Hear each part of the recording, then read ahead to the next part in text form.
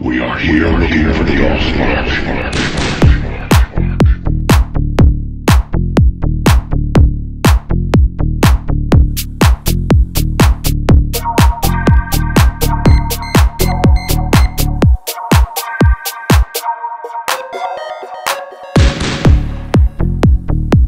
大家好，欢迎回到 Kevin 的频道。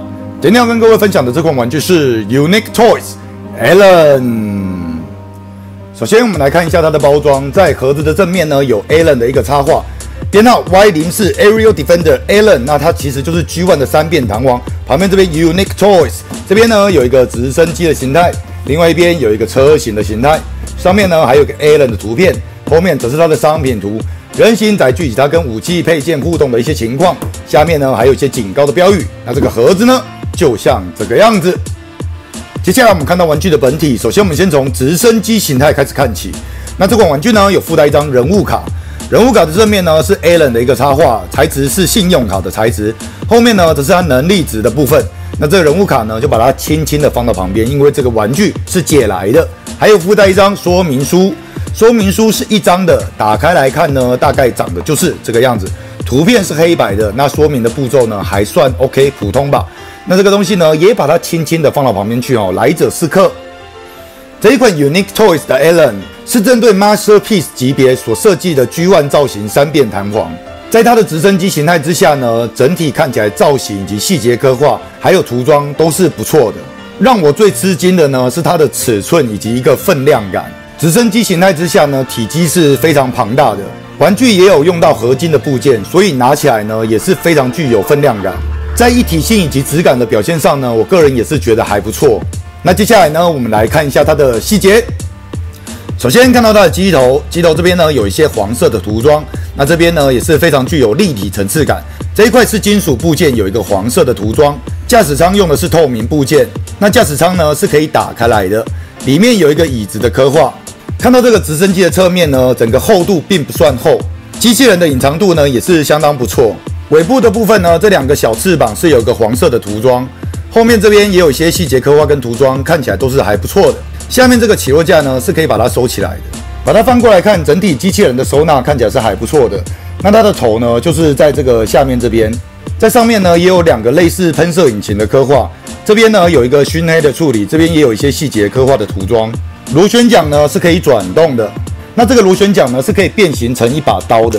它的变形方式比较特别一点，它是从中间把它分开来，分开来之后呢，在中间这边有一个转轴，利用这个转轴把它旋转180度，再把它扣起来，那它就会变成一把剑。剑本身的细节刻画看起来是还 OK 的，尺寸来说呢也还算蛮大的。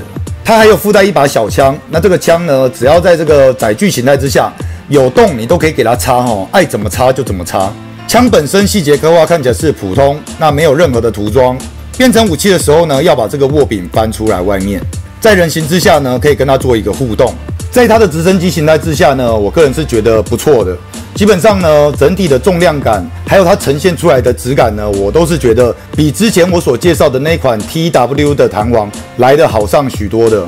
每一个卡扣都算得非常的精准。 在塑胶的表面以及倒角的处理也都相当的圆滑，摸起来的手感是还蛮舒服的。如果真的要挑出什么问题的话，我是认为它的尺寸太过大了一点。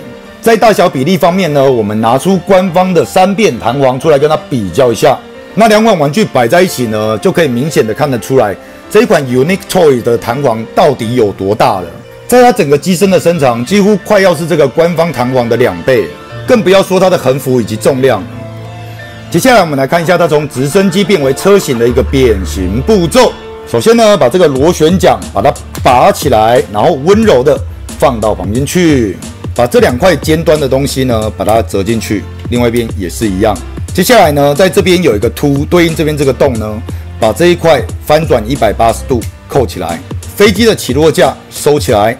翻过来看呢，在这边有2个卡扣点，这边一处，还有里面这边一处。 把这些卡扣呢都把它松开来，在这边还有一个卡扣也把它松开来。松开来之后呢，可以先把这一块把它往内压进去。接着呢，在这边有一个卡扣也把它松开来。基本上呢，把它一些卡扣全部松开来解开来。另外一边呢也是比照办理哦，先把这些翅膀收起来，把它翻转180度扣起来。飞机的起落架呢，把它折起来，然后翻到底面来看，下面这边有一些卡扣，把这些东西呢都把它松开来。松开来之后呢，把这一块往内压，然后呢，在这边还有一个卡扣，也把它松开来。接下来呢，在机头的底部这一块呢，把它拉出来，把它拉出来一点。后面这边有2个卡扣，把这边松开来。松开来的目的呢，是把这块东西把它往上折90度，另外一边也是一样，然后再把它整块呢再盖回去。前面这块呢，再把它收回去。接下来呢，把后面的这个翅膀把它往上抬，另外一边也是一样。把它左右分开来，起落架把它收起来。接下来呢，在这边有1、2个关节，利用这2个关节把整个后面这个尾翼呢做一个折叠，把它折叠扣紧之后呢，在这边有一个洞，翅膀下面这边有一个凸，把这个凸跟凹呢扣在一起。另外一边也是一样，把它这个后面的尾翼呢把它折叠起来，在这边有一个卡扣，把它扣紧，然后在这边有一个洞，翅膀的下面有一个凸。把翅膀旋转到它相对应的位置，再把它扣起来。2腿稍微做一点合并。接下来呢，要把这块零件把它旋转90度，把上面这边呢先把它稍微松开来。松开来之后呢，把这块零件把它旋转90度，另外一边也是一样。把它旋转90度的目的呢，就是要跟这个翅膀上面2个凸做结合，把它稍微对准，然后把它扣起来，再把上面这一块呢也把它扣回去。旁边这块东西呢，在飞机的形态它是扣在后面这边，变成车子的形态呢，要把它往外拉，拉到前面来。在这边有一个卡扣，把它扣起来。旁边这边呢，也有2个卡扣点，对应这2个凸，把它也扣起来。另外一边也是比照办理，利用它的双关节呢，移到前面去，把这个卡扣扣起来。前面2个卡扣也把它扣起来。翻到它的底盘呢，这边有2个洞，对应这2块呢，有2个凸。这个东西呢，也要把它扣好、扣紧。我刚才忘了把这个轮胎翻出来了哈，那这个东西呢，就把它稍微分开一点，把这个轮胎翻到外面来。另外一边也是一样，变形变错了哦。那这款 Allen 从直升机形态变为车型的一个变形步骤，就这样子大功告成了。在变为车型之后呢，它的载具形态算是赛博坦行星的车辆形态。与剧中的还原度呢，也是还蛮高的。整体的造型以及一体性来说，表现都是不错的。那接下来呢，我们来看一下它的细节。变为车辆之后呢，这2块东西会往前移。轮框的部分有电镀的处理，那轮胎用的是一个软胶件。后轮也是一样，滚动性方面是完全没问题的。车子的尾部呢，稍显空洞了一点。尾翼的部分呢，也有一些涂装以及细节刻画。那在这个车子的形态之下呢，我个人觉得也是还蛮不错的，我也是还蛮喜欢它在这个车子形态之下的表现。大小比例方面，我们再拿出官方 IDW 的3变弹簧出来跟它比较一下。那2款玩具摆在一起呢，也可以非常明显看得出来，在这个车型之下，这个车型的体积呢还是非常的巨大，非常的具有一个分量感。车身来说呢，也是比官方的这一款长上一个车头以上。那就造型来说呢，这一款是偏向 G1 的风格，那官方的这一款呢，则是漫画 IDW 的风格。那接下来呢，我们来看一下它从车型变为人形的一个变形步骤。首先呢，一样把旁边这些卡扣都把它松开来，另外一边也是一样，后面这2块卡扣把它松开来，2角把它分开，下面这2块面板呢也把它打开来，轮胎把它收180度进去，另外一边也是一样。接下来呢，在这边有一个部件要把它翻出来，要把这块呢先把它打开来，后面这一块也把它松开来。在这个里面呢，有一块这个三角形的部件，这边有个球形关节，要把这块东西呢翻出来，但是这个东西并不好翻哦，所以呢，我会借助一下工具，把这块东西挑出来。挑出来之后呢，把它翻180度，然后接着呢，再把这块东西恢复成原状。另外一边呢，也是一样，把这块东西呢把它打开来。把里面这块三角形的部件呢，把它挑出来。挑出来之后呢，再把它旋转180度，之后呢，再把它折叠回去。编到这个阶段，我们先把下面这一块把它拉出来，外面一点。引擎盖把它打开来，把这一块呢可以稍微往上抬一点，方便我们脚部的变形。接下来呢，把这一块东西往里面旋转90度，在这边呢有一个卡扣，把它扣起来。旁边这块东西呢，把它往下旋转180度。接着呢，把这一块东西利用它的双关节抬到上面去，扣起来。在旁边这边呢，也有一个结合的卡扣，把它扣起来。在脚底的部分呢，把这一块东西把它打开来，上面这块也是一样。然后呢，把它旋转180度，再把这块东西呢把它扣起来。后面这一块呢，把它旋转90度，然后呢把它往里面收进去。接下来呢，就是把这个脚转到一个正确的位置。内侧的这块板子把它旋转180度，在这边有个凸，对应这边有个洞，把它扣起来。再把这个脚底板呢，前面这块黄色的部件，把它旋转90度。那它的一只脚就完成了，另外一边呢也是比照办理。两只脚镜像变形之后呢，我们来处理它的上半身。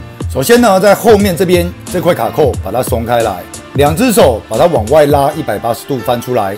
把手翻出来之后呢，上面这块东西把它往下放，把机头翻转180度，再把它的胸口往上抬，做一个结合，把它扣起来。手部这边有个洞，这边有个凸，把它扣起来。扣起来之后呢，把他的手转到一个正确的位置，二头肌也把它转到正确的位置。后面这边有一块板子，把它打开来，旋转180度，把他的手呢拉出来外面。前面这块东西把它打开来，那我会建议捏着这块东西把它拉开来，会比较好拉一点。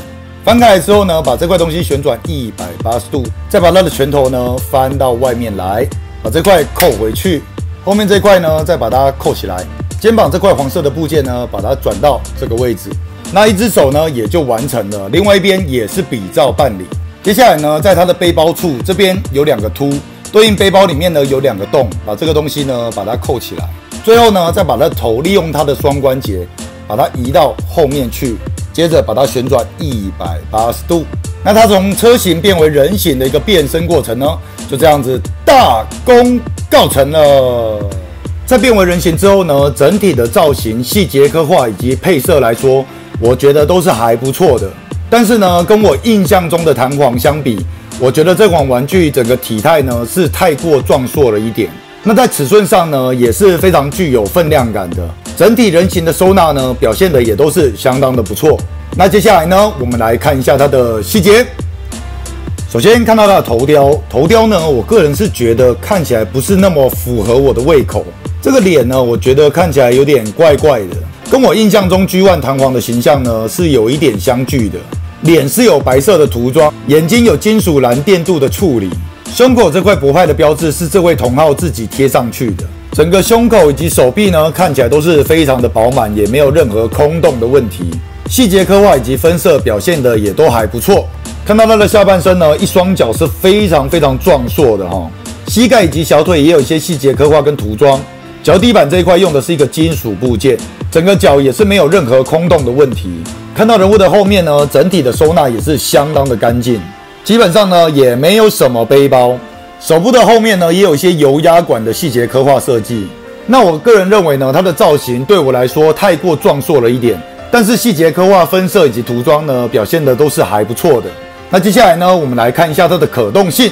首先，头是可以左右上一点点，下大概是这个样子。它的脖子里面是一个双关节，肩膀360度是没有问题的，是一个齿轮关节。手臂平举也是一个齿轮关节，可以抬到这么高。二头肌可以旋转，手肘弯曲大概是90度，也是齿轮关节。拳头可以旋转，手掌可以打开。那它的食指呢是可以单独活动的，有2个关节。腰是有一个腰转的，脚往前踢大概是这个程度，往后也是齿轮关节，可以到达这个程度。大腿可以旋转，膝盖弯曲呢大概是90度，用的也是齿轮关节。那这些齿轮关节的声音呢都非常的清脆，非常的好听。脚底有一个接地的功能，而且幅度呢是还不错的，也可以往上往下。那我个人认为这款玩具的可动性呢算是非常优秀的，有达到这个 Masterpiece 的一个标准哦。它所附带的枪是可以跟它做一个互动的，那是一个废话。握柄的地方呢有凸，拳头里面有洞，有凸有洞就把它嘟进去就可以了。那拿上这个枪，整个握持的紧实度是还不错的，并不会松脱掉落。它所附带的剑呢也是一样的方式安装。那拿上这个武器呢，看起来并不会说非常的鸟哦，看起来是还 OK 的，还不错。接下来呢，我们再拿出官方的3变弹簧出来，再跟它比较一下。那2款玩具摆在一起呢，就可以看得出来这个 UT 的这一款人形之下到底有多大一只了哈。官方的这款 Voyager Class 头部呢只到它的腰而已。这一款 UD 的弹簧摆在这个官方的旁边呢，简直就像巨人跟婴儿的感觉一样。这一款 Unique Toy 的 Alan， 在它的直升机形态、车型以及人形呢，表现的都还不错。整体质感的呈现以及关节的运用呢，我个人觉得也都是还蛮棒的。造型上来说，人形给我的感觉太过壮硕了一点，跟我印象中的弹簧呢是有一点点差距的。那我是第一次摸到 Unique Toy 他们家的玩具，在我把玩过后呢，我对这家第三方公司所做出来的品质呢是感到满意的。它并不像其他有些第三方公司，在许多倒角的部分呢非常的尖锐，玩起来呢手指会非常的痛。那这款玩具呢，在把玩起来是完全没有压力的，每一个卡扣都算得非常的精准，任何一个形态的一体性呢，表现的都是相当的出色。那目前呢，有许多的第三方公司都推出了他们自己所设计的 G1 造型3边弹簧，这对我们玩家来说呢，是一个非常好的事情哦，表示我们有非常多的选择。各位呢，可以依照自己的喜好，把自己心目中最完美的那款弹簧带回家里，作为你个人的收藏。那今天这款 Unique Toy Alan 的分享呢，就到这边告一段落，谢谢大家，下次见，拜拜。